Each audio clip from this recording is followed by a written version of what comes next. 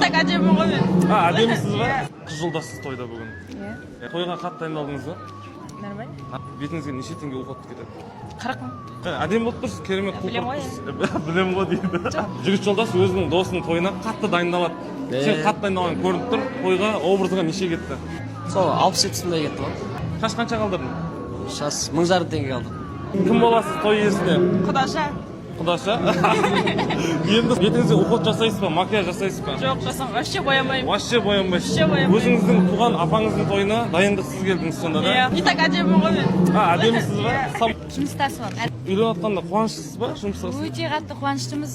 Осы Нұрболдың тойын ұзақ күттік. Точно күттіңіз ба? Просто олай көрінбей тұр маған. Ниет адамның жүрегінде күттік. Адамның бейнесінде емес, жүрегінде. Бақытты болсын. Туғанысың ба той иесінің? Туған ағаң үйленіп жатыр, соған қуаныштысың. Өтірік емес. Өтірік айтқан адам мұрны өсіп кетеді дейді. Қайтып қуанып жатсаң, көрсетші. Қуанғанын қалай жеткізесің? Күлем? Күлем? Все, рахмет, құтты болсын той, жақсы.